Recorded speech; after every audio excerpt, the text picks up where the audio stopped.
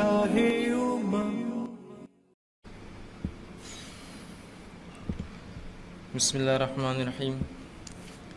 इन्नल हम्दुलिल्लाहि नहमदुहु व नस्तईनुहु व नस्तगफिरुह व नऊज़ु बिल्लाहि मिन शुरूरि अनफुसिना व मिन सय्यिआति अमालिना।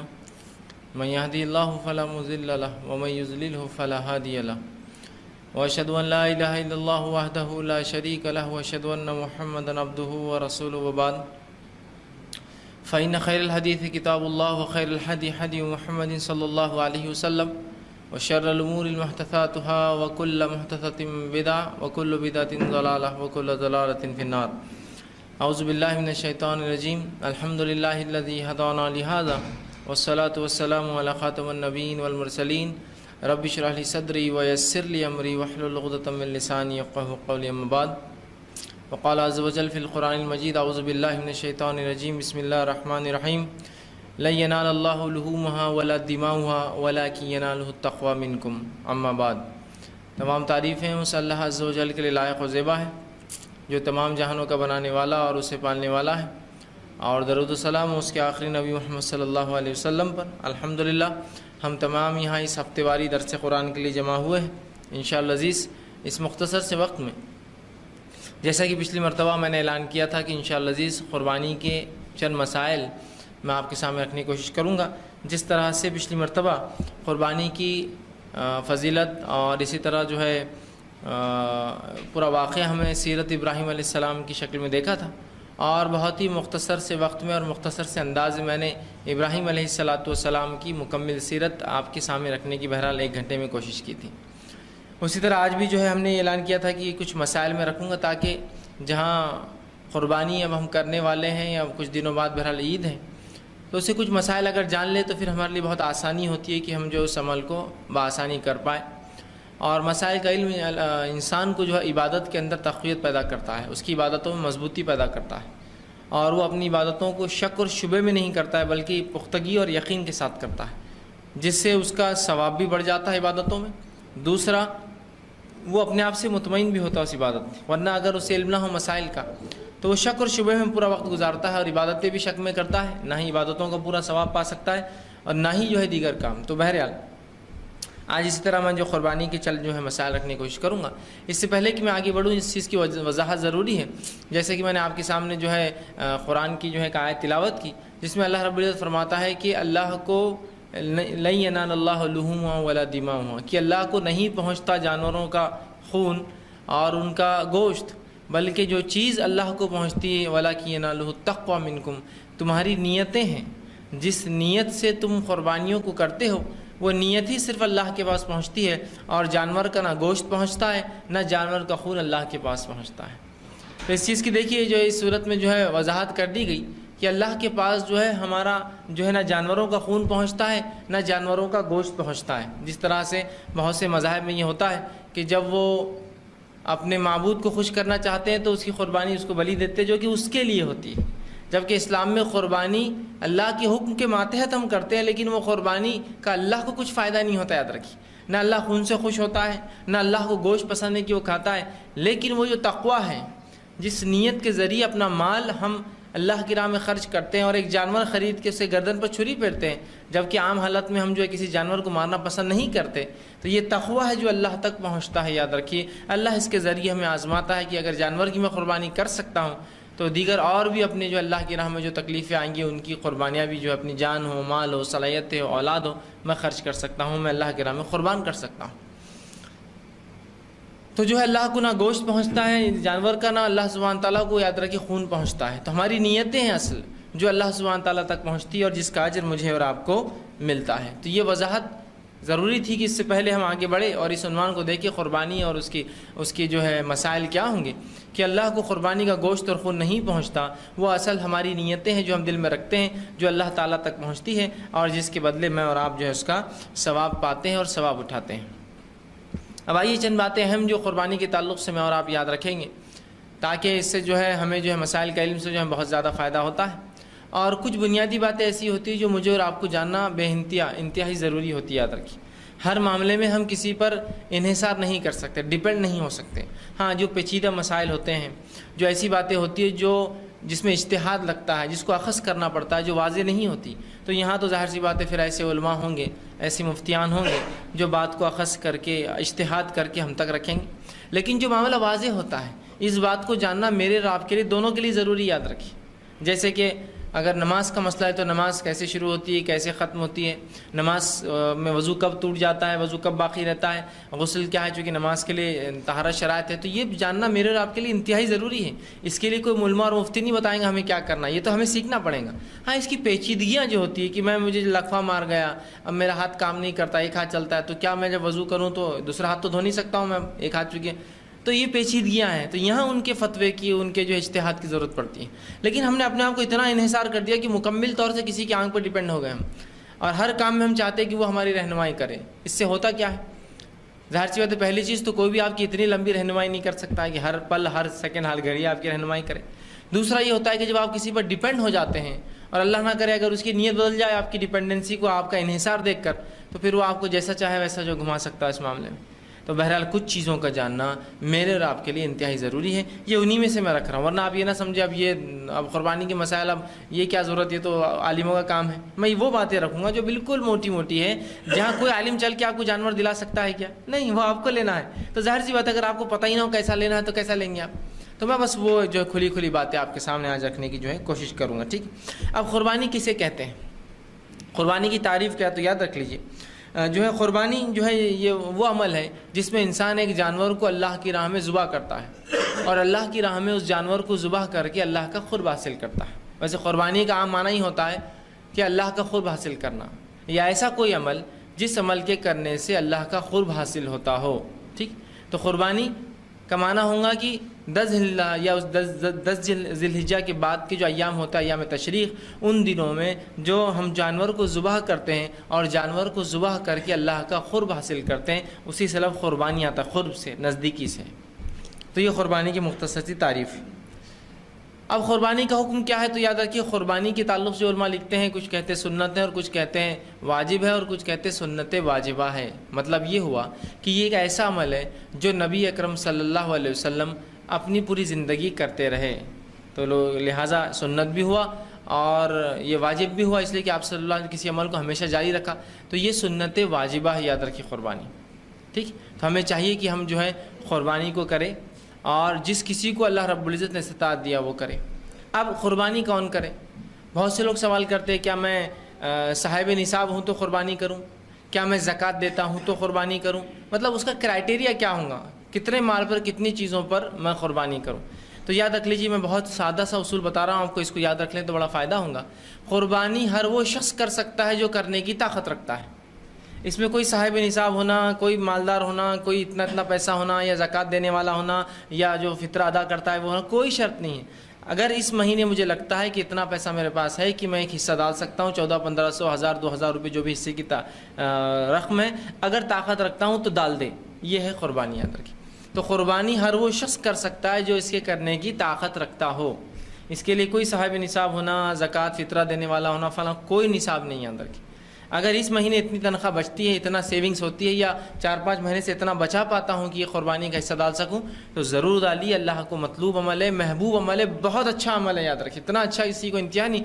نبی اکرم صلی اللہ علیہ وسلم حدیث فرماتے ہیں اللہ رب العزت کو 10 ذی الحجہ کو خون بہانے سے زیادہ پسندیدہ کوئی عمل نہیں ہے، مطلب قربانی کرنے سے زیادہ پسندیدہ عمل کوئی نہیں ہے۔ تو لہٰذا ہم اور آپ کوشش کریں، جو چیز اللہ کو اتنی پسند ہو کیا ہم وہ نہیں کر سکتے؟ اور ایک حصہ میں سمجھتا ہوں بہت کم رقمات میں آتا ہے، بہت قیمتی نہیں ہے۔ آج ہی ماشاءاللہ میں سمجھتا ہوں حصہ اتنی قیمت میں آتا ہے جتنی قیمت ہے عموماً کبھی کبھار بچوں کے کپڑے بھی نہیں آتے ہیں، کبھی 2000 میں تو کپڑے بھی نہیں آ رہے آج کل، ہے نا، یا لوگ جو جوتے خرید لیتے ہیں 2000 کے، تو حصہ کیا کوئی بڑی بات ہے؟ کر سکتا ہے ہر آدمی، کوشش کرے۔ دیکھیے خرچ کرنے کا جذبہ ہو تو سب کچھ ہوتا ہے، اگر میں سوچ لوں یار یہ میرے سے نہیں ہو سکتا ہے تو آپ کچھ بھی کر لیں گے تو وہ کام نہیں ہو سکتا۔ جب آپ نفسیاتی طور سے سوچیں کہ میں کر سکتا ہوں تو آپ کر سکتے ہیں، یاد رکھیے۔ اور جب سوچ لیں نہیں ہو سکتا ہے اب تو مجھے مانگنا پڑے گا، تو پھر وہ آدمی تو ہاتھ ہی پھیلاتا رہیں گا، ٹھیک۔ تو نفسیاتی طور سے تیار کرے اپنے نفس کو کہ ہمیں قربانی دینا ہے، اور اگر 2-4 مہینے پہلے سے آپ کوشش کریں تو یہ اچھی بات ہے، کتنی اچھی بات۔ اور اگر آپ زکوٰۃ نہیں دیتے تو پھر تو قربانی ضرور کیجیے، اس لیے کہ میں تو کوئی عبادت مالی کر ہی نہیں رہا ہوں، تو کم از کم کوشش کر کے قربانی کا حصہ تو ڈالوں۔ تو یاد رکھیے قربانی ہر وہ شخص کرے گا جو قربانی کرنے کی طاقت رکھتا ہوں، ٹھیک ہے۔ اسی طرح قربانی کی فضیلت کیا ہے؟ آپ صلی اللہ علیہ وسلم سے سوال ہوا قربانی کی فضیلت کیا ہے، اور یہ ترمذی کی روایت حسن درجے کی حدیث ہے۔ آپ نے فرمایا 10 ذی الحجہ کو جو خون بہانے سے بڑھ کر ابن آدم اللہ تعالیٰ کے ہاں کوئی بہتر عمل نہیں کرتا، مطلب 10 ذی الحجہ کو عید کے دن خون بہانے سے زیادہ پسندیدہ اور محبوب عمل اللہ کو اور کوئی نہیں ہے۔ پھر فرمایا اللہ کے رسول نے یہ جانور قیامت کے دن اپنے سینگوں اور کھروں اور بالوں سمیت آئیں گے، اور یہ جانور روز قیامت آئیں گے اپنے سینگوں کھروں اور بالوں سمیت آئیں گے، اور خون کے زمین پر گرنے سے پہلے اللہ تعالیٰ کے یہاں ایک مقام ہوتا ہے، سو تم قربانی خوش دلی سے کرو۔ جانور کا خون زمین پر گرنے سے پہلے اللہ کے پاس اس قربانی کرنے والوں کا ایک مقام ہوتا ہے۔ کیا مقام ہوتا ہے یہ اللہ ہی بہتر جانتا ہے، ایک مقام ہوتا ہے، تو لہٰذا تم خوش دلی سے قربانی کرو۔ یہ نہ ہو کہ تنگ دست دلی ہو کہ چلو اب سب کر رہے تو کرنا ہے، مجبوراً میں کر لیتا ہوں، اور دل میں کجی ہے کہ کیوں میں کر رہا ہوں، کیا اس کا وہ ہے، بلکہ خوش دلی سے قربانی کرنے کا رسول اللہ نے حکم دیا، اور یہ جانور ہم کو جو ہے اجر اور ثواب دیں گے روز قیامت، یاد رکھیں، اور اللہ کو یہ بہت زیادہ عمل محبوب ہے۔ تو ہم میں سے ہر شخص کوشش کرے کہ وہ ضرور جو ہے اگر اللہ نے طاقت دی تو قربانی کرے، ٹھیک۔ اسی طرح اب قربانی کی جو ہے حکمت کیا ہوں گی اللہ رب العزت کے پاس، تو کئی حکمتیں ہو سکتی ہیں اسی قربانی کی۔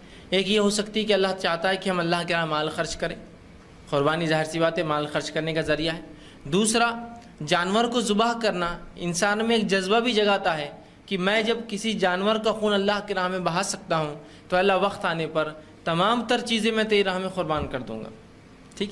یہ ایک جذبہ ہوتا ہے نا، جذبہ جب انسان جانور پہ چھری پھیر رہا ہے، عام حالت میں کسی بھی انسان کا دل کسی جانور کو مارنے کے لیے نہیں ہوتا، یاد رکھیں، ہر آدمی تھوڑا سا بچتا ہی ہے، اور ایک بار سے شکار میں پھر بھی انسان کسی جانور کو مار لے گا، لیکن ذبح کرنا اور تکلیف دہ چیز ہوتی ہے، لیکن وہ ذبح کر رہا ہے۔ تو یہ ذبح کرنا ایک طرح کی حکمت ہے کہ اس ذبح کرنے سے اللہ ہمیں تعلیم دینا چاہتا ہے، سکھانا چاہتا ہے کہ جیسے جانور کی گردن پہ چھری پھیر رہا ہوں جس سے ظاہر سی بات اس کی جان چلی جاتی ہے، تو اسی طرح اللہ اب تیرے راستے میں وقت آیا تو اپنا وقت، اپنا مال، اپنی صلاحیتیں، اپنی نفس اور اپنی تمام تر چیزوں کی میں قربانی دینے کے لیے اللہ میں راضی ہوں۔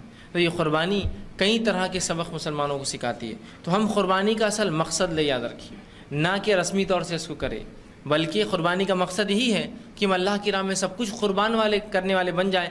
جس طرح سے جب یہ قربانی کی شروعات ہوئی، اس نبی نے جہاں سے یہ شروعات ہوئی اس نے اپنا سب کچھ اللہ کی راہ میں قربان کر دیا۔ ابراہیم علیہ السلام اپنی جوانی، اپنا وقت، اپنا گھر، اپنے باپ کا گھر، اپنا وطن، اپنا ملک، اپنا شہر، اپنی بیوی، اپنا بچہ، اور جب بچہ بڑا ہو تو اس کو قربان کرنے کا حکم آیا، اس کے لیے بھی تیار ہے، سب کچھ قربان کر دیا اس نبی نے۔ تو بس وہی یاد ہم تازہ کریں کہ اللہ جس طرح سے ہم جانور کی گردن پہ چھری پھیر رہے ہیں، سب کچھ تیری راہ میں قربان کرنے کے لیے ہم تیار ہیں۔ اگر یہ جذبہ ہو جائے تو دیکھیے ہر سال بقرعید ہم میں کچھ نہ کچھ تبدیلی لائیں گے، یاد رکھیے، ورنہ بقرعید تو کہیں آ کر جا رہی ہے زندگی میں، کوئی تبدیلی آئی ہماری نفس میں آج تک؟ کوئی تبدیلی نہیں آئی ہے نا۔ یہاں جانور کے گردن پہ چھری پھیر رہے ہیں، قربانی کا جذبہ یہ جگانا چاہ رہی ہے، اور وہاں جھگڑا ہو رہا ہے کہ بازو والے جانور نے میرے جانور کا چارہ کھا لیا۔ اتنی بھی قربانی کا جذبہ نہیں کہ 10 روپے کا چارہ کسی جانور نے کھا لیا تو جانے دو۔ قربانی جو سکھا رہی ہے وہ مقصد کو ہم بھول جا رہے ہیں، تو مقصد کو جب بھول جا رہے ہیں تو خالی ایک رسم ہمارے پاس باقی رہ گئی، ایک رسم رہ گئی کہ بس جانور ذبح کرنا ہے۔ باقی جو اصل جذبہ ہونا چاہیے تھا کہ ہم اللہ کی راہ میں قربان ہونے والے بنے، سب کچھ اپنا قربان کرے۔ ایک مومن بھائی کے لیے تھوڑا سا قربانی کیا ہے، اس کا دھکا لگ گیا، اس کو جو ہے تھوڑا سا وہ ہو گیا، اس کے جانور نے کچھ کھا لیا، اس کے گھر سے مجھے تکلیف ہو گئی، اس کے بچوں نے دے دو یار یہ چلتا ہے، اتنا میں جو ہے اللہ کے راہ میں برداشت کر لوں گا، اپنا پڑوسی ہے میرا۔ تو قربانی جو جذبہ سکھانا چاہتی ہے وہ قربان ہونے کا ہے، وہ ایک دوسرے کے لیے عاجزی انکساری اختیار کرنے کا ہے، اللہ کے راہ میں سب کچھ دینے کا ایک جذبہ پیدا کرتی ہے، یاد رکھیں۔ اگر وہ جذبہ ہم بھول گئے تو قربانی ایک رسم کے علاوہ کوئی فائدہ مجھے اور آپ کو نہیں دینے والی۔ جس طرح سے آج زندگی میں ہم نے 10 20 30 40 50 عید گزار لی اور آج تک ایک ذرہ برابر بھی اس عید نے ہم میں کوئی تبدیلی نہیں لائی، یہ قربانی دینے کا اللہ کی راہ میں یا اللہ کی راہ میں چلنے سے جو تکلیفیں آتی ہیں اس پہ اپنا کچھ قربان کرنے کا جذبہ ہم میں جاگا ہو۔ تو اس عید کو سمجھیے، صرف جانور کو ذبح کرنے کوئی فائدہ نہیں ہے۔ اللہ نے بھی اس کا اعلان کر دیا کہ اللہ کو خون اور جو ہے گوشت کچھ بھی نہیں جاتا جانور کا، اصل نیت جاتی ہے۔ اب اگر نیت بھی درست نہ ہو یا قربانی و مقصد ہی پورا نہ کر پائے تو پھر جانور پر چھری پھیرنا ہی بس ایک رسمی ہوگا، بس ایک جانور کو مارنا، اس کے علاوہ کیا۔ تو کوشش کریں ہم قربانی کریں، دل سے کریں، خوش دلی سے کریں، ٹھیک۔ اسی طرح اب قربانی جو ہے کون کون سے جانور کی ہو سکتی ہے؟ تو دیکھیے قربانی جو ہے بکری یا بھیڑ اس کو کہتے ہیں، ٹھیک، ان کی قربانی ہو سکتی ہے۔ دوسرا جو ہے گائے بیل جس کو ہم کہتے ہیں گائے، اس کی قربانی ہو سکتی ہے۔ اور تیسرا ہوتا ہے اونٹ، ٹھیک، اور اونٹنی، اور جس کا مذکر ہے اس کے مؤنث، جس کا مؤنث اس کا مذکر بھی اس میں شامل ہے. اگر بکرے کی ہو سکتی ہے تو بکری کی بھی ہوتی ہے، اونٹ کی ہوتی ہے تو اونٹنی کی بھی ہوتی ہے، اور بیل کی ہوتی ہے تو گائے کی بھی ہوتی ہے، یاد رکھیں. ٹھیک، تو یہ 3 چیزوں کی جو ہے قربانی ہم دے سکتے ہیں. مطلب 3 قسم کے جنس ہے یہ. چھوٹے جانوروں میں بھیڑ بکری، بڑے کے اندر گائے بیل، اور اس کے بعد اونٹ اونٹنی. یاد رکھیں اتنے جانوروں کی ہم جو ہے قربانی دے سکتے ہیں. اور یہ جانوروں کو بہیمۃ الانعام کے نام سے قرآن نے پکارا، اس کو چوپائے کہا جاتا ہے. ٹھیک ٹھیک، تو آپ بکرا یا بکری، بھیڑ یا دمبا یا دمبی جس کو ہم کہیں گے، یا بھیڑ کہتے ہیں اس کو ہم عام زبان میں، اسی طرح جو ہے گائے بیل اور اونٹ اور اونٹنی کی قربانی ہم جو ہے دے سکتے ہیں. یاد رکھیے، تو ایسا دیکھا جائے تو کل 8 جانور ہوتے ہیں. بھیڑ، ٹھیک، بھیڑ کا مذکر مؤنث، بکری، بکری کا مذکر مؤنث، گائے، گائے کا مذکر مؤنث، اور بیل، معاف کرنا، اونٹ، اونٹ کا مذکر اور مؤنث. تو 8 قسم کے جانور ہوتے ہیں. ان کو کہتے ہیں بہیمۃ الانعام، عربی میں چوپائے. یہ وہ جانور ہے جن کا کھانا ہم پہ حلال ہے، اور ساتھ میں انہی کی قربانی ہو سکتی ہے. یاد رکھیں. ٹھیک، تو یہ 4 جانوروں کی قربانی ہو سکتی ہے. اب اس کے لیے کیا چیز ہے جو ہم دیکھیں جانور کو خریدنے سے پہلے کہ وہ ان شرائط پہ اترے کہ ہم اس کی قربانی کر سکتے ہو. تو پہلی چیز یاد رکھیے، آپ صلی اللہ علیہ وسلم فرمایا لا تذبحوا الا مسنّا، مت ذبح کرو مگر دانت والا. تو یہ پہلی شرط ہے. یاد رکھیے کہ اگر میں جاتا ہوں اور جانور خریدنا چاہتا ہوں تو وہ دانت والا ہو. اس کا کرائٹیریا ہے دانت والا، مطلب جانور پیدا ہی دانت کے ساتھ ہوتے ہیں. ٹھیک، جو لوگ جانتے ہیں گائے بیل کے تعلق سے ان کو نالج ہے جانوروں کا، ہر جانور پیدا ہی دانتوں کے ساتھ ہوتا ہے. تو اب رسول اللہ کیا فرما رہے لا تذبحوا الا مسنّا، مت ذبح کرو مگر دانت والا. اس سے مراد یہ ہے کہ مت ذبح کرو مگر وہ جانور جو پیدائش کے بعد، پیدائش کے ساتھ تو دانت آتے ہیں، اس کے بعد جانور کے دانت گر کر پھر نئے دانت آتے ہیں. تو مت ذبح کرو مگر دانت والا سے مراد یہ کہ جو جانور اپنے دانت گرا کر پھر سے لاتا ہے. یاد رکھیے. ٹھیک، تو دانت گرا کر لانے سے مراد یہ کہ اس کے پہلے دانت، یاد رکھیے سامنے کے دانت جانور گرا کر نئے لاتا ہے. تو اس سے آپ پتہ کر سکتے کہ یہ جانور کی عمر کیا ہے، اور اسی سے جو ہے اس کے اعتبار سے آپ کو دانت والا جانور تلاش کرنا ہے. مطلب اس کے دودھ کے دانت جھڑ کر جب نئے دانت آتے ہیں. تو بھیڑ اور بکری جو ہے 1 سال سے جب زائد ہو جاتے ہیں تو اپنے دانت گرا کر نئے دانت لاتے ہیں. لیکن یاد رکھیے شریعت نے عمر کی قید نہیں لگائی، دانت والا ہونا شرط ہے، سال والا نہیں، دانت والا. اب چاہے وہ بکرا اگر 10 سال بھی دانت نہ گرائے تو کیا کرے، اس کی قربانی نہیں ہو سکتی، اس لیے کہ وہ دانت والا نہیں ہے. یاد رکھیے. ٹھیک، کہ تو عمر کی قید نہیں، اصل دانت کی قید ہے. دوسرا، گائے اور بیل جو ہوتے ہیں یہ 2 سال سے زائد جب ہو جاتے ہیں، تیسرے سال میں داخل ہوتے ہیں، تب دانت گرا کر لاتے ہیں. لیکن اگر کوئی بیل 5 سال کا دانت نہ گرائے تو قربانی نہیں ہوگی. اس لیے کہ حدیث میں لا تذبحوا، مت ذبح کرو الا مسنّا، سوائے دانت والے کے، بالکل واضح. ٹھیک. اب اسی طرح جو ہے اگر اونٹ ہو تو اونٹ 4 سال سے زائد جب ہوتا ہے تب دانت گرا کے 5ویں سال میں داخل ہوتا ہے تو لاتا ہے، تو 5 سال کا ہو. لیکن پھر بھی کوئی کہے یہ اونٹ ہے میرا اور اس کا ڈیٹ آف برتھ جو ہے اتنی ہے اور اس کے حساب سے تو آج 5 سال کا ہو گیا، لیکن اس کے دانت نہیں گرے، تو کیا آپ لے سکتے ہیں اس کو؟ نہیں، اس لیے کہ دانت والا نہیں ہے. پھر چاہے گائے بیل ہو چاہے بھیڑ بکری ہو، دانت والا ضروری. ہاں، سوائے بھیڑ کے بچے کے، یا اگر آپ کے پاس طاقت نہ ہو یا آپ کے پاس بکری یا بکرا ملتا ہی نہ ہو، مطلب جانور ہے ہی نہیں، تو رسول اللہ نے ایک صحابی سے فرمایا تھا اگر تجھے کچھ نہ ملے قربانی کو. وہ واقعہ یوں ہوا تھا کہ ایک صحابی رسول نے جب رسول اللہ صلی اللہ علیہ وسلم سے راستے میں عیدگاہ جاتے وقت ملے تو کہا اللہ کے رسول میں نے قربانی کر دی. تو کہا تم نے قربانی کر دی؟ تو کہا میں نے سوچا قربانی ذرا جلدی کر کے نماز کو چلوں. تو رسول اللہ نے کہا اس کی قربانی نہیں ہوتی جس نے نماز سے پہلے قربانی کی، وہ تو عام ذبح ہو گیا، قربانی تو نماز کے بعد ہی ہوتی ہے. تو کہا اللہ کے رسول اب کیا کروں، میں نے تو قربان کر دیا اور بس ایک ہی جانور تھا. کہا اور کیا ہے؟ تو کہا اب تو کوئی دانت والا جانور نہیں ہے. کہا کیا ہے تیرے پاس؟ تو کہا بس ایک جانور ہے جو بھیڑ ہے، جو کہوں میں 6 مہینے سے اوپر، سال کا تو نہیں ہے وہ بھی. تو کہا پھر تو وہ قربان کر دے، اس لیے کہ اب تیرے پاس کچھ بھی نہیں، سمجھے.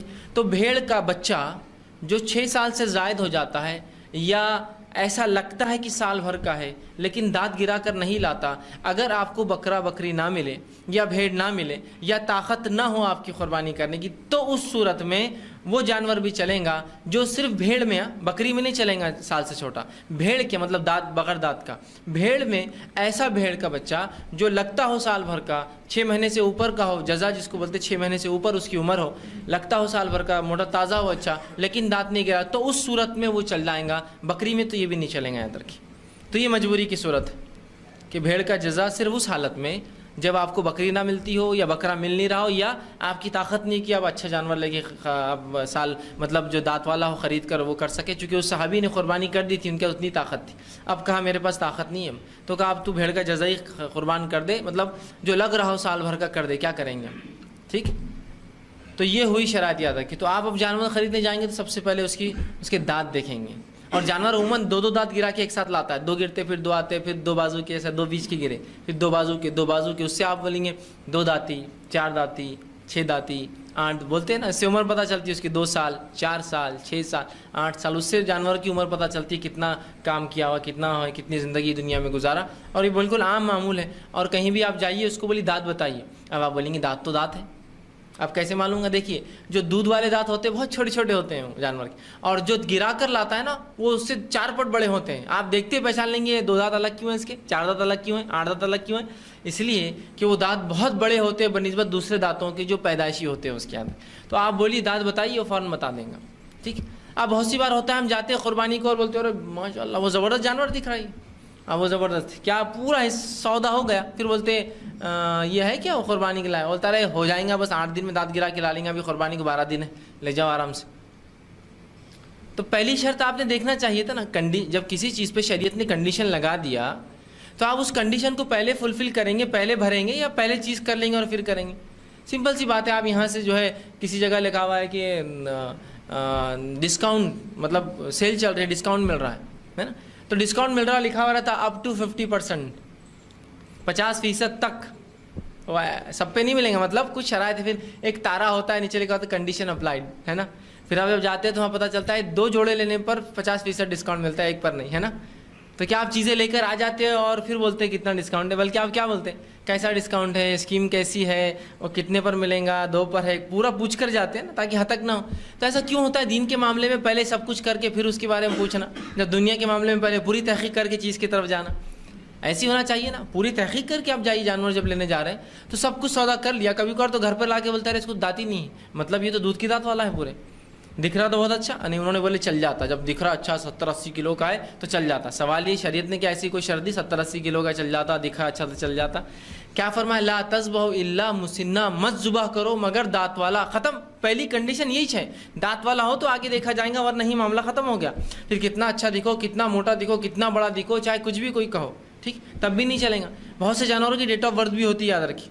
جو گورنمنٹ اس میں پلتے ہیں گورنمنٹ فارمز میں، تو اس میں ڈیٹ آف برتھ بھی ہوتی ہے کب پیدا ہوا جانور، تب بھی نہیں چلیں گا. وہ 4 سال کی بیل ہوگی، 2 سال کا ہوگا، لیکن دانت والا نہیں ہے تو 10 سال کا کیا 50 سال کا بیل بھی نہیں چلے گا. یاد رکھیے دانت والا ہونا جانور کے لیے پہلی شرط ہے. تو ہم جب بھی جانور لینے جائیں تو یہ کنڈیشن کو ضرور فلفل کرنے کی کوشش کریں. آپ صلی اللہ علیہ وسلم اس بات کو، یہ صحیح مسلم کی روایت ہے، فرمایا لا تذبحوا الا مسنہ، کہ مت ذبح کرو مگر دانت والا.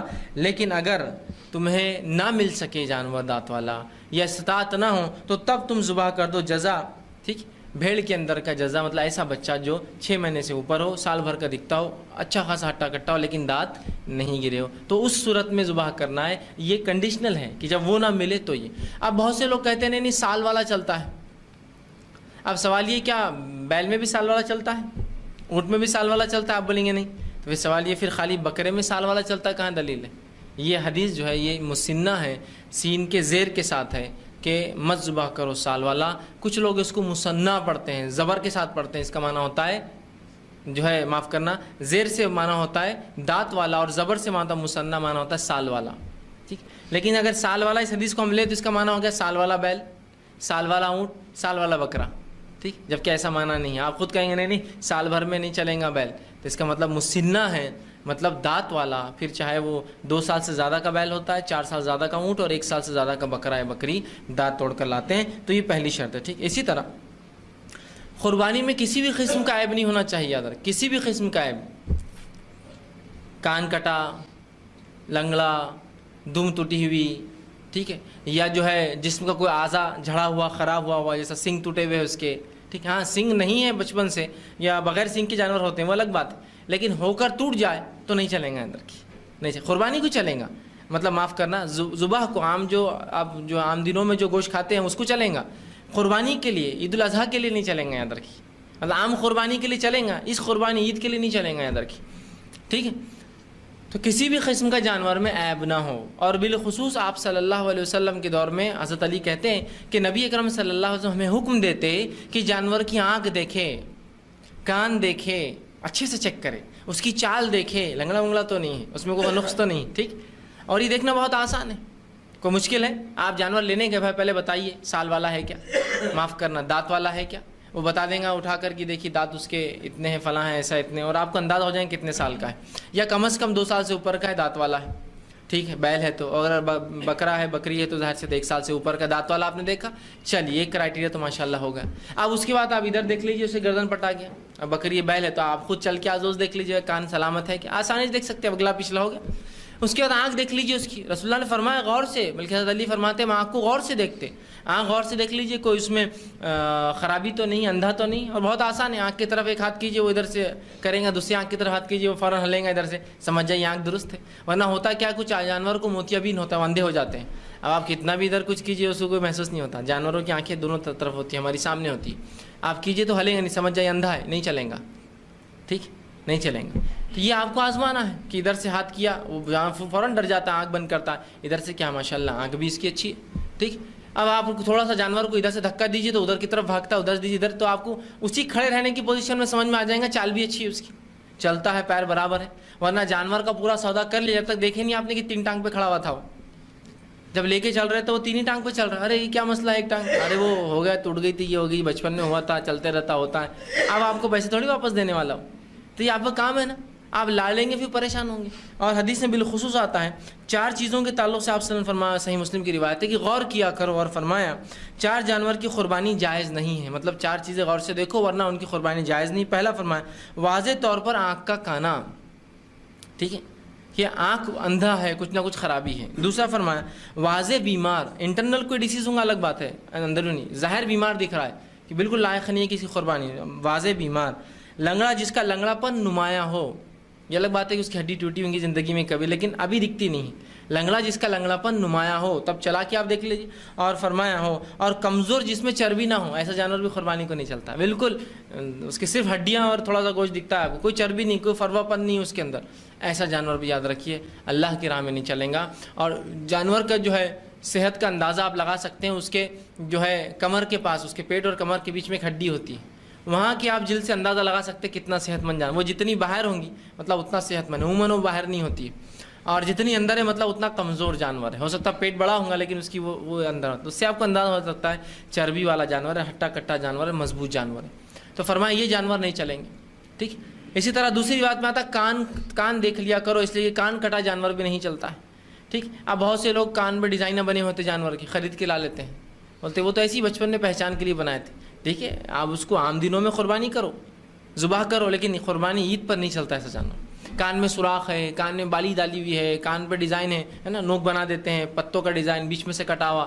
دیکھیے جانور کے کان ایسے بنے ہوئے ہوتے, یہ کوئی بھی جانور قربانی کو نہیں چلتا ہے, عام ذبح کو چلتا ہے, قربانی نہیں ہوتی. یاد رکھیے, کان کٹا, دم اس کی ٹوٹی ہوئی ہے, سنگ اس کا ٹوٹا ہوا ہے, آنکھ اس کی خراب ہے, یا کوئی بھی ایسا نقص جو بالکل ظاہر, اتنا بیمار کی بیماری سے اٹھ بھی نہیں سکتا ہے, چربی اس میں ختم ہو چکی ہے, مطلب بالکل, کیوں تو ایسے جانور سستے ملتے ہیں نا, اللہ کو پسند نہیں ایسی قربانی. 4 جانور کی قربانی رسول اللہ میں جائز ہی نہیں ہے, تو ہمیں چاہیے کہ سب دیکھ لیں. ہاں, کان کے اندر صرف ایک بات آپ یاد رکھیں کہ کچھ جانوروں کے کان میں ٹیگ ڈالے جاتے ہیں. ہمارے شہروں میں بہرحال اورنگ آباد میں یا اس کے اطراف میں یہ چیز نہیں ملتی ہے, لیکن آپ بمبئی جائیں گے یا ایسے شہروں میں جائیں گے جو میٹروز ہیں, تو میٹروز میں جانور گورنمنٹ کے جو ہے اجازت کے بغیر اندر داخل نہیں ہوتے. تو جب وہ اندر آتے ہیں تو ان کو ٹیگ ڈالتے ہیں کان کے اندر, پیلے کلر کے بلے, پلاسٹک کے یا کبھی لوہے کے بلے ہوتے ہیں. عام طور سے آج کل پلاسٹک کے ڈالتے ہیں کہ لوہا یہ سب مہنگا ہے, پلاسٹک کا بلا ہوتا ہے. تو وہ ٹیگ ہوتا ہے, اس کو مشین کے ذریعے جو ایک اسٹیپلر ہوتا ہے اس سے مار دیا جاتا ہے ان کے کان, جس سے ان کے کان میں ایک چھوٹا سوراخ ہو جاتا ہے. ٹھیک, تو وہ سوراخ چلیں گا, اس لیے کہ وہ مجبوری ہے, اس کے بغیر جانور آتے ہی نہیں. یا جس فارم ہاؤس میں جانور پلتے ہیں تو ان فارم ہاؤس میں جانور کی شناخت کے لیے بھی ٹیگ لگائے جاتے ہیں ان کے کانوں پر بلے, اس لیے کہ اور کوئی جسم کا ایسا اعضا نہیں جس پہ وہ ٹیگ لگایا جا سکے, تو ان کے کانوں پہ بچپن میں لگا دیے جاتے ہیں, جس کے ساتھ ہی وہ پلتے اور بڑھتے ہیں. اب جب بکنے مارکیٹ میں آتے ہیں تو کان میں ایک سوراخ ہوتا ہے, تو اگر وہ سوراخ اس ٹیگ کا ہے کہ تو اب ویسے جانور اورنگ آباد میں بھی بہرحال دھیرے دھیرے آ رہے ہیں, اور صرف ملکی نہیں بیرون ملک سے بھی جانور آج کل آ رہے ہیں. دوسرے ممالک بھی اب جانور بنا کر بھیجتے ہیں قربانی کے لیے، دوسرے ممالک میں جہاں مسلمانوں کی تعداد کم ہے، قربانی نہیں ہوتی، وہ ہندوستان بھیجتے ہیں۔ تو تب ایسے جانور آتے ہیں فارم سے جن کے کانوں پر ٹیگ ہوتے ہیں، تو اگر کسی جانور کے کان پر ٹیگ ہے جس کی وجہ سے سوراخ ہے تو یہ تو جائز ہے، کوئی مسئلہ نہیں، اس لیے کہ یہ مجبوری ہے۔ لیکن اس کے علاوہ وہ بالی ڈالی ہوئی، چھلے ڈالے ہوئے ہے اور وہ نکال کر آپ کو دے رہا ہے تو مت لیجیے، اس لیے کہ ڈالنے کی نیت کسی نہ کسی بت یا معبود کو خوش کرنا ہی ہوگا۔ یاد رکھیے، جانوروں کے کانوں کو کترنا اور ان کے کانوں میں بلے ڈالنا یا اسی طرح جو ہے بالیاں ڈالنا، یہ کسی معبود کے نام پر چھوڑنے کے لیے لوگ کرتے ہیں، نظر کے لیے۔ جیسے آپ دیکھیے مندروں کے پاس یہ گائے بیل، ہر دیوی دیوتا کے نام کے الگ کا کان کٹا ہوا ہوتا ہے اس کا، کہ فلاں دیوی کا، وہ کان کے کٹائی سے پہچان لیتے کہ کون سے دیوی کا۔ کچھ بیلوں کے یا جانوروں کا کان آپ دیکھیے بالکل ایسے نوک بنی ہوتی، پورے کان پہ نوک ہوتی، ادھر سے ادھر تک، ادھر ادھر۔ بچپن میں اس کا کان قینچی سے ایسا ایسا کاٹ دیا جاتا ہے، تو وہ سمجھ جائیں گے دیکھ کر کہ یہ شیو کے لیے چھوڑا ہوا ہے۔ کوئی دو بیچ میں سے کٹا ہوا ہے تو سمجھ جائیں گے پاروتی کے لیے چھوڑا ہوا ہے۔ تو ہر جانور کی خصوصیت اس کے کان سے معلوم ہوتی کس نام پر چھوڑا ہوا ہے، تو ایسے جانور درست نہیں۔ اور رسول اللہ کے دور میں بھی معبودوں کے نام پر جب جانور چھوڑے جاتے ہیں تو علامت کے لیے کہ یہ جانور کسی معبود کے نام پر چھوڑا گیا ہے، اور کیا کریں گے، وہ کانوں میں ڈیزائن بناتے کاٹتے، تو وہ کان کٹا جانور نہیں چلے گا۔ اسی طرح جو ہے بالی جس کو پہنائی جاتی ہے جانور کو بھی نہیں چلیں گے، اس لیے کہ یہ کسی معبود کے لیے کیا جاتا ہے۔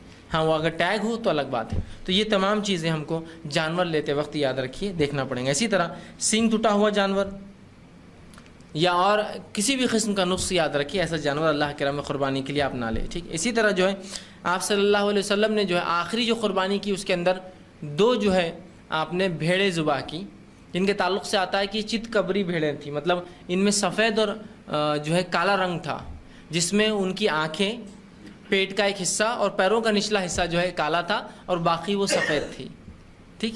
اور آپ صلی اللہ علیہ وسلم نے ایسے دو مینڈے ذبح کیے جو کہ خسی کیے ہوئے تھے۔ تو اس سے ایک بات پتہ چل گئی کہ مینڈے کی قربانی بھی جو ہے آپ نے پسند کی، بلکہ آپ کرتے تھے، بہت سے علماء لکھتے ہیں کہ افضل بھی ہے۔ دوسرا خسی کیا ہوا جانور بھی چلتا ہے، یاد رکھیے خسی کیا ہوا، اس لیے کہ رسول اللہ صلی اللہ علیہ وسلم نے آخری جو آپ کی اپنی قربانی کی تو دو خسی کیے ہوئے مینڈے قربان کی۔ اب بہت سے لوگ بولتے ہیں خسی کیا ہوا جانور چلتا ہی نہیں۔ آپ صلی اللہ علیہ وسلم نے جب کسی جانور کی قربانی کی ہے تو کیا وہ جانور نہیں چلتا؟ ایسا ہو سکتا ہے؟ نبی قربانی اور آپ کی آخری قربانی تھی، دو چت کبرے بکرے خسی کیے ہوئے، خسی کے، اور خسی کیا ہوا جانور یاد رکھیے جانور بہت صحت مند ہوتا ہے عام جانوروں کے مقابلے میں، ٹھیک، اس سے اس کی صحت بڑھ جاتی ہے۔ جتنے بھی خسی کیے ہوئے جانور ہوتے ہیں صحت مند ہوتے ہیں، اگر خسی نہ کرے تو ان کی جو ہے صحت پہ بھی فرق پڑتا ہے، یاد رکھیے، ٹھیک ہے۔ اس لیے کہ جب خسی کرتے ہیں تو اس کی خواہشات کم ہو جاتی ہیں، اور اس کی وجہ سے اس کا جو جتنا بھی ڈیولپمنٹ ہوتا ہے اس کے جو ہے جسم کے اندر، وہ اس کے گوشت کے اعتبار سے، اس کے صحت کے اعتبار سے ہوتا ہے۔ جبکہ جو خسی کی ہوئی نہیں ہوتی ان کی خواہشات کچھ اور ہوتی ہے، جس کی وجہ سے ان کی صحت بھی مختلف ہوتی ہے۔ تو لوگ جانتے ہیں، بہرحال جو جانور پالتے ہیں ان کو اس کا آئیڈیا ہے کیوں جانور کو خسی کرتے ہیں، ٹھیک ہے، اور وہ محنت بھی کرتے ہیں جو خسی جن کی خسی نہیں ہوتی محنت بھی نہیں کر پاتے ہیں، یاد رکھیے، ٹھیک۔ تو خسی کیے ہوئے جانور کی تو گویا خسی ہوا جانور بھی، بہت سے لوگ سوال کرتے چلیں گا، ہاں چلتا ہے، بالکل یاد رکھیے، ٹھیک ہے۔ تو جو دو چت کبرے بکرے آپ نے جو خسی کیے ہوئے۔ اب اسی طرح کیسی قربانی ہم دیں، ایک شخص کی طرف سے کتنا ہو، ایک گھر کی طرف سے کتنا حصہ ہو، جانور تو ہم نے پسند کیا لا لیا، تو یاد رکھ لیجئے ایک گھر کی طرف سے ایک جانور، ایک بکری، ایک حصہ کفایت کر جاتا ہے۔ حضرت ابو ایوب انصاری رضی اللہ عنہ کی حدیث ہے، آپ نے فرمایا ایک مرتبہ ایک تابعی آپ کے پاس آیا اور کہا کہ آپ اللہ کے رسول صلی اللہ علیہ وسلم کے زمانے میں کیسی قربانیاں کرتے تھے، کیا معاملہ ہوا کرتا تھا؟ ابو ایوب انصاری رضی اللہ عنہ نے فرمایا کہ ہم اللہ کے رسول صلی اللہ علیہ وسلم کے دور میں اپنی اور اپنے گھر والوں کی طرف سے ایک بکری ذبح کرتے تھے کہ کان رجل احدی رسول اللہ صلی اللہ علیہ وسلم کی ہر شخص ہم میں سے اللہ کے رسول صلی اللہ علیہ وسلم کے زمانے میں ایک بکری ذبح کرتا تھا اپنے طرف سے اور اپنے اہل بیت کی طرف سے، اپنے گھر والوں کی طرف سے۔ لیکن پھر آپ نے فرمایا آج اللہ نے تم کو مال و دولت دی ہے تو بڑے لگے تم جو ہے ہر آدمی الگ الگ قربانی کر رہا ہے، مطلب چونکہ تابعین کے دور تک اللہ نے مال و دولت کی خوب فراوانی کر دی مسلمانوں کو، تو ہر کوئی ایک ایک جانور کرتا تھا، تو کہا آج تم کو بہت اللہ نے مال دیا تو بڑا دکھاوا کرتے ہو، قربانی کرتے ہو ایک ایک۔ ہمارے اس زمانے میں رسول اللہ کہ ہم اپنے اور اپنے گھر والوں کی طرف سے ایک بکری ذبح کرتے، اور ہم سب جانتے ہیں ایک بکری میں ایک حصہ ہوتا ہے، تو ایک بکری میں ایک حصے سے مراد ایک خاندان، ہم اپنی طرف سے اور اپنے اہل کی طرف سے ایک بکری ذبح کرتے، ہے نا۔ تو پتہ چلا ایک حصے میں ایک فرد نہیں، ایک حصے میں ایک خاندان۔ ایک بیل میں کتنے حصے ہوتے؟ 7 حصے، تو 7 حصے 7 فرد کے لیے نہیں، 7 خاندان. ایک اونٹ میں قربانی کے لیے 10 حصے ہوتے ہیں, تو 10 حصے نہیں بلکہ 10 افراد نہیں 10 خاندان شامل ہو سکتے ہیں, یاد رکھیں.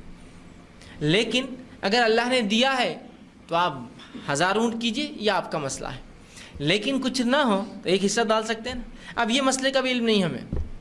ہوتا یوں ہے کہ اس مسئلے کا علم نہیں ہونے سے کیا پرابلم ہوتی ہے, سب سے بڑا مشکل کیا ہوتی ہے, اگر میرے پاس طاقت ہے اور میں چاہتا ہوں کہ میں حصہ ڈالوں, تو میں بولتا ہے ابا کیا سوچیں گے, ان کے نام کا حصہ نہیں, امی کیا سوچیں گے, ان کے نام کا حصہ نہیں. دونوں کماتے نہیں, آپ کے ساتھ رہتے, اب تو ظاہر سی بات ہے وہ آپ کے ماتے تھے, اب تو آپ ضرورت نہیں ان کے الگ حصے کی, آپ کے حصے میں کافی. اور پھر بیوی بولیں گی میرا بھی نہیں ڈالتے, جان دو, کس کا بھی نہیں ڈالتے. جب اللہ طاقت دیں گا ایک بیل لینے کی, جب ہی ڈالیں گی, میرا, امی کا, ابا کا, تمہارا, بچوں کا. جبکہ اگر وہ ایک حصہ بھی ڈالتا تو خود کے طرف سے اور پورے اہل مطلب اس کے گھر والوں کی طرف سے کافی تھا, معلوم.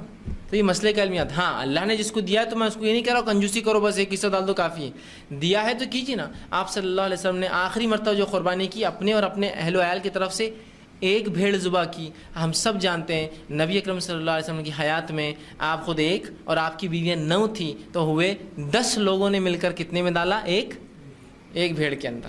تو پتہ چلا کیوں, تو آپ کا خاندان تھا نا وہ پورا, تو آپ شوہر تھے اور آپ کی بیویاں تھیں, سب کی طرف سے ایک حصہ کافی ہے. تو اسی لیے میں نے کہا ایک خاندان کی طرف سے ایک حصہ. اسی طرح آپ صلی اللہ علیہ وسلم نے ایک مرتبہ اپنے اور اپنے اہل و عیال کی طرف سے ایک بیل بھی ذبح کیا, روایت میں آتا ہے. مطلب 7 حصے ڈالے. طاقت ہے تو 7 ڈالے, طاقت نہیں تھی تو ایک بھی ڈالا. اسی طرح ایک مرتبہ آتا ہے آپ صلی اللہ علیہ وسلم نے اپنے اور اپنے اہل بیت, اپنے گھر والوں کی طرف سے 100 اونٹ ذبح کیے. 60 آپ نے کی اور 40 علی کو کہا تم ذبح کر دو, میں تھک گیا ذبح کرنے سے. 1000 حصے ڈالے. تو سمجھ گیا بات کو. میرے میں طاقت ہے 1000 اونٹ ذبح کیجیے, طاقت نہیں ہے ایک بکری کیجیے, اور یہ پورے گھر والوں کی طرف سے کفایت کر جاتی ہے. تو ایک حصہ میری طرف سے, میرے بیوی بچوں کی طرف سے کافی ہے, یا ایک حصہ میری طرف سے اور میرے ماتحت جو لوگ میرے گھر میں رہتے ہیں میری کمائی کے ذریعے, مثال طور میرے والد ہے, والدہ ہے, فلاں, وہ سب بھی اس میں شامل ہیں. اسی طرح اگر ایک باپ ڈال دے تو وہ باپ اور باپ اس کی بیوی اور اس کے بچے اور وہ بچے جو کماتے نہیں, وہ سب تمام اسے لڑکے لڑکیاں شامل ہو جائیں گے. لیکن اگر کوئی آدمی کماتا ہے تو میں کہوں گا پھر وہ اپنا حصہ ڈالے. اللہ نے دیا ہے طاقت تو سب ڈالے, پھر طاقت نہیں ہے تو ایک بھی کافی ہو جاتا ہے. طاقت ہے تو ہر شخص ایک ڈالے, ہر شخص کو طاقت اللہ نے دیا تو ایک بیل ڈالے, اور طاقت دیا تو ایک اونٹ اپنے, اور طاقت دیا 10 بیل کاٹے اپنے طرف سے. لیکن کچھ نہ ہو تو ایک حصہ ضرور ڈالے. یہ بات اس لیے کہہ رہا ہوں کہ یہ ایک حصے کا علم نہیں ہونے سے سمجھ, ایک حصہ بولے تو ایک آدمی, ایک حصہ بولے تو ایک خاندان, لیکن اس سے زائد دیا اللہ نے تو 10 ڈالیے, 50 ڈالیے, 1000 ڈالیے, شاید اس سے آپ کو اور مجھے منع نہیں کرتی. دوسری بات پتہ چلی کہ ایک بکری میں ایک حصہ ہوتا ہے, ایک خاندان. ایک گائے یا بیل کے اندر 7 حصے ہوتے ہیں, یاد رکھیں, مطلب 7 خاندان. اور اسی طرح جو ہے ایک اونٹ میں 10 حصے ہوتے ہیں, مطلب 10 خاندان. ایک سوال اور اہم, یہ لوگ پوچھتے ہیں کیا میت کی طرف سے قربانی چلیں گی؟ اور ہمارے جانوروں میں تو عموماً 6 حصے ہوتے ہیں نا, اونٹ رہا تو 9 حصے, بیل رہا تو 6 حصے, جبکہ حدیث میں بیل میں 7 اور اونٹ کے اندر 10. ہمارے پاس نہیں ہوتا ایسا, ہوتا ہے کیا نہیں؟ اس لیے کہ ایک حصہ پہلے سے فکس رہتا اللہ کے رسول کا, تو وہ تو چھوڑ ہی دو, آپ 6 ہی باقی ہیں. ٹھیک ہے, تو یاد رکھیے میت کی طرف سے قربانی نہیں ہوتی, یاد رکھیے, سوائے اس کے کہ مرنے والا وصیت کر جائے کہ میری قربانی کرو. ٹھیک ہے, اب بتائیے کہ اللہ کے رسول صلی اللہ علیہ وسلم نے کبھی امت سے وصیت کی کہ میری قربانی کرو؟ بتائیے, ہے کسی کو ایسی کوئی روایت؟ ہاں آپ نے کی تھی, میرے امت کے لوگوں میرے نام سے حصہ ڈالا کرو. ٹھیک. دوسرا, آپ صلی اللہ علیہ وسلم نے تو امت کے وہ افراد جو قربانی نہیں کر سکیں گے ان کے نام سے قربانی کر دیا.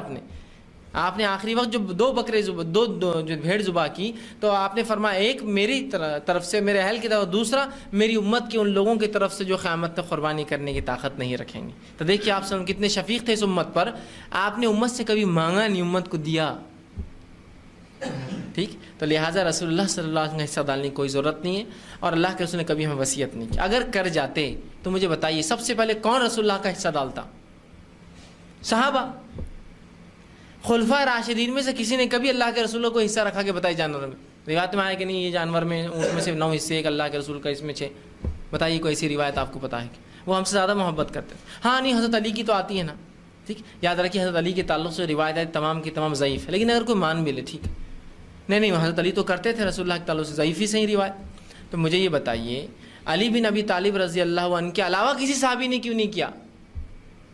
اس لیے کہ حدیث میں الفاظ ہے جو ضعیف روایت ہے, اے علی میری قربانی تم کرتے رہنا. تو اسی لیے میں نے کہا میت کی طرف سے قربانی جائز ہے جو وصیت کر کے جائے, بغیر وصیت والا نہیں, وصیت والا. اب ابوبکر صدیق رضی اللہ عنہ رسول اللہ کے سسر ہے, کیا آپ نے کبھی قربانی کی؟ حضرت علی کر رہے ہیں، اگر وہ روایت کو لے بھی لیا جائے، صحیح مان بھی لیا جائے، تو سوال یہ کیا ابوبکر صدیق نے کیا؟ جبکہ آپ کے دوست ہے، بچپن کے ساتھی ہے، پوری زندگی ساتھ، ایمان ساتھ لائے ہے نا، رسول اللہ پر وحی اتری، آپ گھر پہنچے، بتایا، اور پھر اس کے بعد دوسرے آدمی یہی تھے، پورے وقت آپ کے ساتھ رہے، ہر جنگ آپ کے ساتھ کی، ہجرت آپ کے ساتھ کی، کیا کیا نہیں کیا؟ آپ نے کبھی کیا؟ سسر بھی ہے۔ دوسرا عمر ابن خطاب، یہ بھی سسر ہے، کیا انہوں نے کبھی قربانی کی رسول اللہ کے نام کی؟ نہیں۔ عثمان ابن عفان 2 بار داماد بنے، کیا قربانی کی اپنے سسر کے نام سے؟ نہیں۔ تو ظاہر سی بات ہے یہ خاص عمل تھا جو علی بن ابی طالب رضی اللہ عنہ نے کیا، اور وہ بھی رسول اللہ کی وصیت، اس لیے میں نے کہا جو میت وصیت کر جائے اس کا حصہ ڈال سکتے، جو وصیت نہ کرے اس کا ضرورت نہیں ہے، ورنہ اگر ہم ایسا کریں گے تو پھر زندوں کے حصے ختم ہو جائیں گے، میت کی کرنا پڑیں گے۔ آدم علیہ السلام ہے، نوح علیہ، آدم نہ ہوتے تو ہم کہاں ہوتے، وجود میں کہاں آتے، انسانیت نہیں ہوتی، اور پھر دیگر انبیاء علیہ السلام، اور اس کے بعد پھر کیا کیا نہیں، صحابہ ہے، تابعین، آپ ایک فہرست لگ جائیں گی نا پھر۔ اس لیے کہ بہت سے لوگ اپنی میت کی بھی کرتے، دادا پردادا، سوال یہ پھر اس کے اوپر آپ جائیں گے کتنوں کی کریں گے؟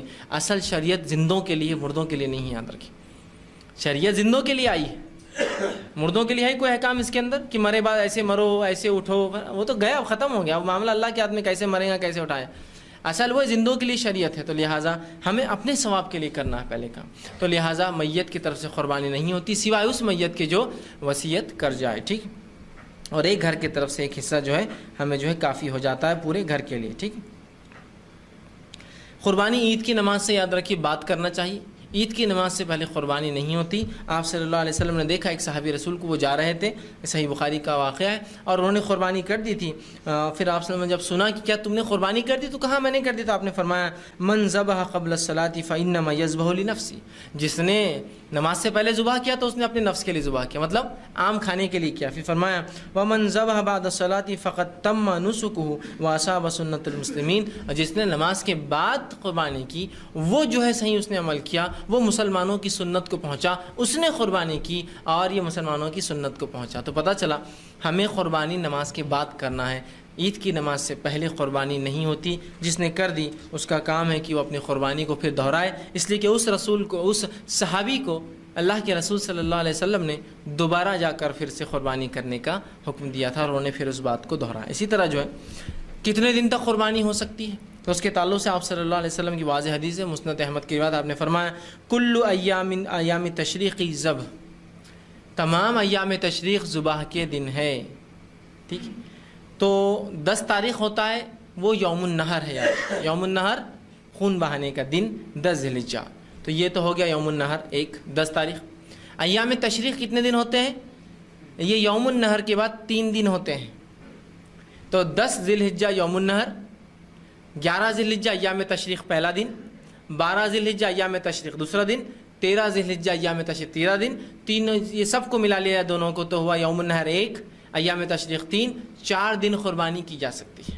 اب بہت سے لوگ بولتے ہیں نہیں وہ 3 ہی دن قربانی ہے عید کا دن، اس لیے کہ ایام تشریق 3 ہے، 10 ذی الحجہ، 11 ذی الحجہ، 12 ذی الحجہ، جبکہ 10 ذی الحجہ تو یوم النحر ہے، ایام تشریق ہی نہیں ہو، عید کا دن ہو۔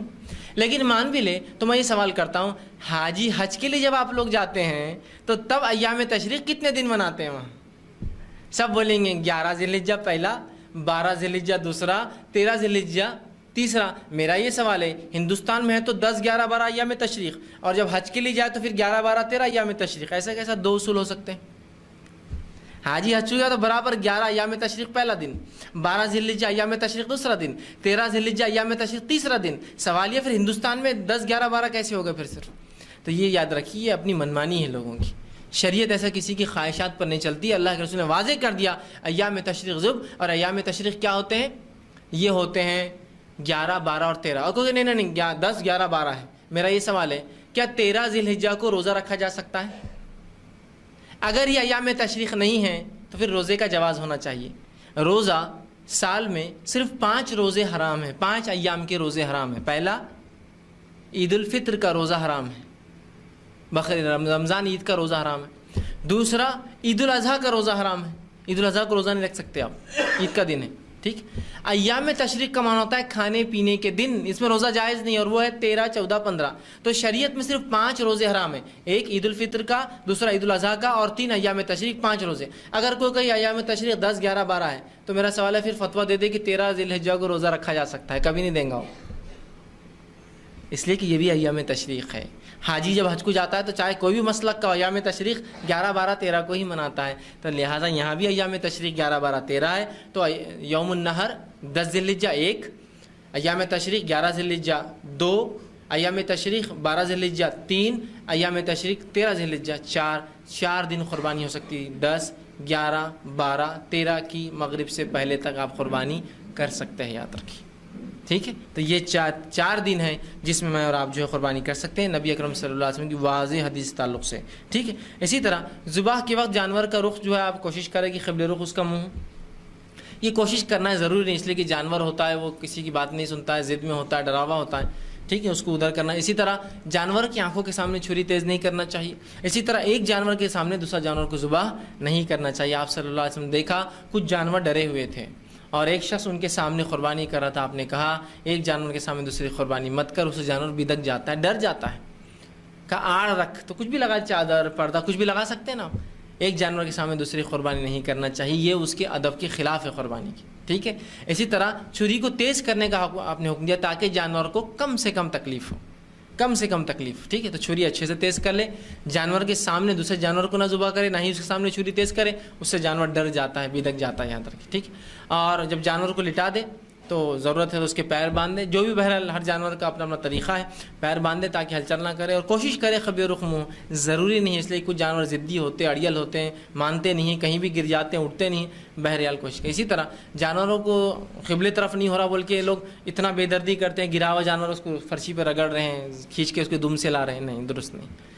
میں نے اس لیے کہا کہ کوشش کرنا چاہیے, ضروری نہیں اس کا قبل رخ ہو. کر لے تو ٹھیک, نہ کرے تو کوئی مسئلہ نہیں, اس کو چھوڑ دے, آپ ذبح کر سکتے ہیں. ذبح کرنے کے لیے بہت مختصر دعا یاد رکھیے. ذبح کرنے کی کوئی لمبی چوڑی دعا نہیں, بہت بسم اللہ اللہ اکبر, بس اتنی دعا ہے. اتنی ہی دعا آپ کو پڑھنا ہے, بسم اللہ اللہ اکبر. ٹھیک ہے, مطلب بسم اللہ واللہ اکبر, اللہ کے نام سے اللہ بڑا ہے کہہ کر آپ کو مجھے ذبح کرنا ہے. اور چاہے تو آپ یہ پڑھ سکتے ہیں اللہم ھذا منک ولک, اے اللہ تیری طرف سے تیرے لیے, جانور تو نہیں دیا ہم کو, اللہم ھذا منک, اے اللہ یہ تیرے طرف سے ہے, ولک, اور تیرے ہی لیے میں قربان کر رہا ہوں, مطلب تو نے یہ نعمت دیا, میں تیرے راہ میں قربان کر رہا ہوں. یا بڑھ سکتے ہیں اب اس کے اندر, آپ اضافہ یہ کر سکتے ہیں کہ ایک جانور میں اگر 7 حصے ہیں, بڑا جانور ہے, تو آپ اعلان کر سکتے ہیں کس کس کا حصہ اس میں ہے. میں فلاں بن فلاں, فلاں بن فلاں, فلاں بن فلاں, فلاں بن فلاں, جو ہے نا اللہم ھذا منک ولک, اس میں آپ بول سکتے ہیں اللہ ان کے ان کے ان کی طرف سے تیرے لیے. ٹھیک, وہ ہو سکتا ہے, وہ اس میں کوئی غلط نہیں. بہت سے لوگ بولتے ہیں پڑھتے کیوں, اب معلوم ہونا نا کس کس کا حصہ ہے تو پڑھ لیتے, کوئی حرج نہیں. ویسے اللہ نیتوں کو جانتا ہے, نیتوں کو دیکھ رہا ہے, وہ کافی. پھر بھی کوئی چاہے تو کر سکتا ہے اللہ بسم اللہ واللہ اکبر اتنا کہہ کر آپ کو جانور کو جو ہے ذبح کرنا. مستحب تو یہ ہے کہ آپ کا جانور آپ ہی ذبح کریں, ضروری نہیں ہے, لیکن اگر نہ کر سکے تو کسی اور سے بھی آپ جو ہے کروا سکتے ہیں, یاد رکھیے. ٹھیک ہے, دوسرا کچھ لوگ سوال کرتے ہیں کیا عورتیں قربانی کر سکتی, تو ہاں عورتیں بھی قربانی کر سکتی ہیں. جس طرح سے مرد کر سکتے ہیں اسی طرح عورتیں بھی جانور قربان کر سکتی ہے. صحابیات سے بہت سے ثابت ہے کہ وہ اپنے جانوروں کو خود قربان کیا کرتی تھی, چونکہ صحابہ جہاد پر ہے, جنگوں میں ہیں, اسلامی سرحدوں پر ہے, مسلمانوں کی حفاظت میں لگے ہیں, تو صحابیات ہی قربانی کرتی تھی گھر پر, تو وہ خود جانور کو ذبح کرتی تھی, یاد رکھیں. تو عورتیں بھی جانور کو ذبح کر سکتی, اس میں بھی کوئی بہرحال حرج نہیں ہے. ٹھیک ہے, اسی طرح جو ہے قربانی کی گوشت کا ہم کیا کریں, تو قربانی گوشت کا جو مستحب طریقہ وہ آپ نے جو فرمایا صحیح بخاری کی روایت, کلو کھاؤ, ودخرو, اور کچھ اٹھا کر رکھو اگر رکھنا ہے تو, وصدقو, اور صدقہ کرو. یہ مستحب طریقہ, کھاؤ اور صدقہ کرو, اور کچھ اپنے لیے چاہے تو ہم اسٹاک کر کے اٹھا کر رکھ سکتے ہیں. ٹھیک, لیکن یہ ضروری نہیں کہ آپ بالکل ہو بہو 3 حصے کریں. کچھ لوگ کہتے ہیں 3 حصے کرنا, ایک خود کے لیے, ایک رشتہ داروں کے لیے, اور ایک غریبوں کے لیے. اب وہ ایک حصہ خود کا, اگر بیل کاٹ لیا سمجھ لو میں نے 30-40 کلو کا حصہ آ جاتا ہوں, نہیں ایک حصہ آپ کے لیے تو آپ نے ہی کھانا ہو. اب نہیں بھی جم رہا تو روز کھا رہے, کچھ بھی کر رہے, پریشان ہو رہے کہ نہیں وہ ایک حصہ اپنا ہے. ایک حصہ دوستوں میں, اب دوست نہیں بھی مل رہے تو دوستیاں کر کر کے دے رہے لوگوں کو, لے یہ حصہ دینا ہے. اور غریبوں کو, حالانکہ غریب زیادہ ہے دوستوں سے اور خود کے حصے سے, تو دیکھیے یہ کوئی طریقہ سنت سے نہیں ہے 3 حصے کرنا. آپ کلو جتنا کھانا ہے کھاؤ, ودخرو جو جمع کر سکتے ہو, کتنا جمع کریں گے, 10-20 کلو, 10-5 کلو, 20 کلو سے اوپر کا کچھ ذخیرہ فائدہ دیں گا, سڑ جائیں گا پھر, نہیں باقی بانٹ دو. لیکن آپ چاہے تو پورا بانٹ دیجئے, پورا. میں نے جانور ذبح کیا اور پورا جانور بانٹ دیا, کوئی مسئلہ نہیں. جانور ذبح کیا پورا تقسیم کر دیا, کوئی مسئلہ نہیں. لیکن اس میں بھی کوئی حرج نہیں, جانور ذبح کیا اور پورا کھا گیا, اس میں بھی کوئی حرج نہیں. ٹھیک, لیکن ظاہر سی بات ہے, اچھی بات نہیں ہے کہ جب قربانی کی عید ہے اور ہم قربانی دینے کا جذبہ نہ سیکھ کر پورا جانور کھا جائے. اس میں بھی لوگوں کے بڑے عجیب معاملے ہوتے. کیا کرتے ہیں وہ؟ ایک بیل ذبح کرتے ایک بکرا ذبح کرتے. بیل پورا تقسیم کرتے بکرا پورا رکھ لیتے. یہ تو پھر درست نہیں. جب 3 حصے کرنا ہے تو بکرے میں بھی 3 حصے کرنا. پھر اس کا بھی ایک حصہ غریبوں میں دینا, ایک حصہ رشتہ دار. اب اتوں سے تو نکل رہا 12 کلو, اس میں بھی دینا کیا نہیں, دینا تو پڑیں گا آپ. جب 3 کا اصول دینا پڑیں گا. تو لوگ کیا کرتے ہیں, بکرا ہے تو ڈیپ فریزر میں پورا اٹھا کے ڈال دیتے ہیں اس کے فریج میں, اس کے گھر میں, اور بیل ہے تقسیم کر دو بولتے نہیں. پھر آپ اس میں بھی تقسیم کریں گے, لیکن آپ چاہے تو پورا بکرا تقسیم کر دیجیے غریبوں میں, کوئی ضروری نہیں آپ کے لیے رکھنا. اللہ تو ہم کو دیتا ہی ہے نعمت, دوسرے بھی کھائے عید کے وقت, زیادہ خوشی کی بات ہے. اور جو گوشت عام ہے سبھی کھا رہے ہیں, اس سے زیادہ بہتر ہے وہ کھلائیے جو خاص. تو زیادہ مستحق تو غریب آپ کے بکرے کے بنسبت آپ کے بیل کے گوشت کی, کھلائیے ان کو, دیجیے. یہ تو موقع ہے نا کہ ہم عام دنوں میں بھی تو کھا رہے بکرا, اور خاص دنوں میں ہمیشہ کھا رہے کاٹ کر. کیسی عجیب بات ہے. قربانی نے اتنا بھی نہیں ہم کو سکھایا کہ ہم یہ بھی قربان کر کے غریبوں میں تقسیم کریں اس کا کچھ. تو یاد رکھیے, ہونا یہ چاہیے کہ آپ اپنے لیے بھی رکھیں اور باقی سب صدقہ کر دیں, مطلب غریبوں میں دیں چاہے رشتہ دار جس کو بھی دینا دیجیے. لیکن کوئی ضروری نہیں ہے کہ 3 حصے چونا اور ایک حصہ آپ نے کھانا ہے, ایک حصہ دوستوں میں دینا ہے, ایک حصہ غریبوں میں. آپ چاہے تو پورا جانور اٹھا کے غریبوں میں تقسیم کریں, پورا جانور اٹھا کے جو ہے رشتہ داروں میں دیں, پورا جانور جو ہے چاہے تو کھا لیجیے بھرا. لیکن ظاہر سی بات ہے, ہاں یہ بات کب درست ہو سکتی ہے, جیسا کہ آپ عرب ممالک میں جائیں گے, غریب لوگ نہیں ملیں گے آپ کو, تو یہ پورا جانور جو ذبح ہوتا ہے خود ہی کھانا پڑتا ہے یا تو پھینکنا پڑتا ہے. ادھر کی قربانی اگر کر لے تو فریزر میں ڈال دینا پڑتا ہے اس کو. تب اس لیے میں کہہ رہا ہوں پورا خاص, ورنہ ہاں آپ چلے جائیں گے قربانی کریں گے, بولیں آپ کس کو دوں, کوئی بھی نہیں ملتا آپ کو دینے, اور گھر اتنے دور دور کی 50-50 کلومیٹر پہ رہتے, تو کیا کریں گے. اس لیے کہہ رہا ہوں پورا چاہے تو کھا جائیے, کوئی حرج نہیں, پورا تقسیم کر دیجیے, کوئی حرج نہیں, پورا بانٹ دیجیے, کوئی حرج نہیں. لیکن ہونا یہ چاہیے کہ آپ کچھ اپنے لیے رکھیں اور کچھ دوسروں کو بھی دیں. لیکن اللہ نے آپ کو دیا اور بہت ہے تو آپ پورا بانٹ دیں, کوئی حرج نہیں. کوئی ضروری نہیں کہ 3 جانور کاٹ دو, تینوں کا ایک حصہ, ایک جانور گھر میں پڑا ہے 2 تقسیم, پورا بانٹ دیں, اس میں کوئی مسئلہ نہیں. لیکن جو مستحب عمل ہے وہ کیا ہے, کلو, کھاؤ بھی, وذخیرو, اور جمع بھی کرو, وصدقو, اور صدقہ بھی کرو. ٹھیک ہے, تو یہ مستحب ہے کہ کچھ رکھو اور کچھ بانٹو, جس میں غریبوں میں بھی ہو جائیں گا, رشتہ داروں میں ہو جائیں گا, یہ زیادہ بہتر. ٹھیک ہے. اسی طرح ذبح کرنے والا خصاب کو اپنے جانوروں میں سے کوئی بھی اعضاء یا کوئی بھی چیز مزدوری کی عوض نہیں دیں گا. آپ صلی اللہ علیہ وسلم تعالیٰ سے ایک روایت ہے صحیح مسلم اور بخاری کے, حضرت علی کو آپ نے کہا کہ علی میرے قربانی کے اونٹ ذبح کرو, اور یاد رکھنا خصاب کو جانوروں میں سے کچھ بھی نہ دینا عوض قربانی کے, ہم اس کو الگ سے اجرت دیں گے. ہاں آپ خصاب کو چاہے تو حصہ دے سکتے آپ, جیسا آپ نے بیل ذبح کیا تحفے میں, بھائی آپ بھی حصہ رکھیے, آپ بھی لیجیے ہم جانور میں سے کچھ, تو آپ اس کو دیجیے, وہ مسئلہ نہیں. لیکن آپ یہ نہیں کر سکتے کہ قربانی کی اس نے اور اس کو بولیے لیے 5 کلو کو 80 روپے کے حساب سے آپ کے جو ہے اتنے روپے کٹ ہو گئے, اس میں 400 روپے کا ہو گیا, یہ آپ کتنے باقی تمہارے قربانی کی کتنے لے, تم 1000 روپے 600 لے لو. نہیں, یہ نہیں, اجرت کے طور پر کچھ نہیں دیں گے آپ تحفے کے طور پر, صدقے کے طور پر دینا ہے دیجیے, لیکن اجرت کے طور پر نہیں. یاد رکھیے کچھ بھی نہیں دیں.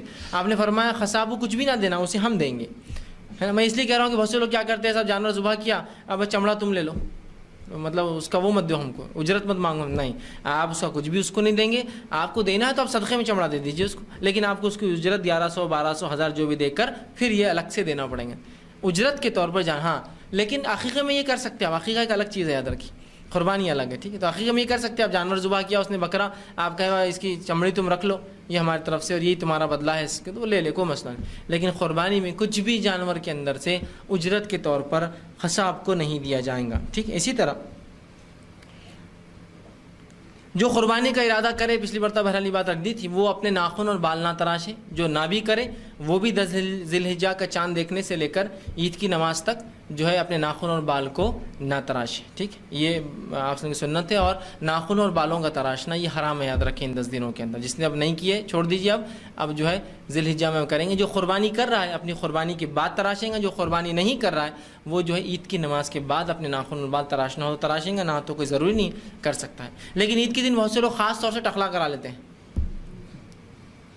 آپ دیکھیے عید کے دن ایک دم بہت سے لوگ چمکتے چمکتے نظر آئیں گے آپ کو ہر طرف. اب ہوتا کیا ہے, آدمی کو مغالتا کیا ہوتا ہے, اگر عید کے دن نہ بھی ملے, 3-4 دن بعد ملے تو سمجھتا حج کر کیا ہے, ارے مبارک ہو, کہاں کب آئے, کیا وہ پریشان ہوتا, کہیں کی مبارک بات ہے.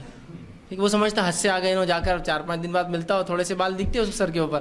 ٹھیک ہے, تو ایک تو دھوکہ ہوتا ہے. دوسرا, قربانی کے دن ٹخلا کرانا کوئی حدیث سے ثابت نہیں ہے, سنت بھی نہیں ہے. تیسرا, آپ صلی اللہ علیہ وسلم نے یوں ہی ٹخلا کرانے سے منع کیا, یوں ہی, بس یوں ہی ٹخلا کرانا, اس لیے کہ اس سے انسان کی شخصیت اور شناخت بدل جاتی. شریعت نہیں چاہتی کسی کی شخصیت اور شناخت بدلے. علی بن ابی طالب رضی اللہ عنہ ٹخلا کراتے تھے ہمیشہ. اللہ کے رسول نے کہا کہ علی ٹخلا مت کرایا کرو, تو آپ نے فرمایا, حضرت علی نے فرمایا, اللہ کے رسول مجھے سر میں بیماری ہے, ایک جلد کی بیماری تھی جس کی وجہ سے کرتا ہوں. تو کہا ٹھیک ہے, پھر تو ٹھیک ہے, لیکن عام حالت میں ہمیشہ ٹخلا کرا کے رکھنا درست نہیں، اس لیے کہ ٹخلا کرانے سے انسان کی شناخت بدل جاتی. تو آپ خامخواہ ٹخلا مت کرائیے عید کے دن. بہت سے لوگ ٹخلا کرا گھومتے اور سمجھتے ہیں اب مجھے بھی قربانی کا ثواب مل جائیں گا زیادہ. کوئی فائدہ نہیں اس کا. بال قربان کرنا مقصد نہیں تھا یہاں مقصد تھا کہ آپ ایک نفس میں جذبہ پیدا کریں ہر چیز قربان کرنے کا اللہ کی راہ میں. ٹھیک. تو بہرحال ناخن اور بال آپ نہیں تراشیں گے پورے یہ 10 دن، اور عید کی نماز کے بعد جو قربانی نہ کرے، اور جو قربانی کر رہا ہے قربانی کے بعد، پھر قربانی عید کی رات ہو یا دوسرے دن صبح ہو یا تیسرے دن ہو یا چوتھے دن ہو، جب بھی ہوں گی اس کے بعد ہی اپنے بال اور ناخن کو وہ ترچوائیں گا. ٹھیک. اسی طرح جو ہے ہر شخص جس کی طاقت و استطاعت ہو وہ قربانی ضرور بہرحال کرے. کچھ باتیں ہو سکتا ہے جو باقی رہ گئی، آپ سوال جواب کے سیشن میں بہرحال ان مسائل کو، ان باتوں کو اپنی پوچھ سکتے ہیں. میں اپنی بات کو بہرحال یہیں ختم کروں گا. یہ مختصر سے چند مسائل میں نے جو بہتر اور مناسب سمجھے، جو عموماً لوگ مجھ سے سوالات کرتے ہیں، وہ رکھنے کی کوشش کی. اور بھی جو کچھ باتیں ایسی ہو سکتی ہے بہرحال آپ سوال جواب کے سیشن میں بہرحال وہ پوچھ سکتے ہیں. اللہ رب العزت سے دعا ہے کہ اللہ سبحانہ تعالیٰ کہنے سننے زیادہ عمل کی توفیق عطا فرمائے. ہم تمام کو قربانی کا صحیح جذبہ ہمیں عطا فرمائے کہ جس جذبے سے ہمیں کرنا چاہیے، اور اس جذبے کو ہمارے نفس میں باقی رکھے، تاکہ ہم اللہ کے راہ میں ہر چیز جس طرح جانور قربان کر رہے ہیں اس طرح ہر چیز قربان کرنے والے بن جائیں. جب تک ہمیں زندہ رکھے اسلام اور ایمان پر زندہ رکھے. خاتمہ ہمارا ایمان پر. وآخر دعوانا ان الحمدللہ رب العالمین. سبحان ربک رب العزت عما یصفون وسلام علی المرسلین والحمد للہ رب العالمین.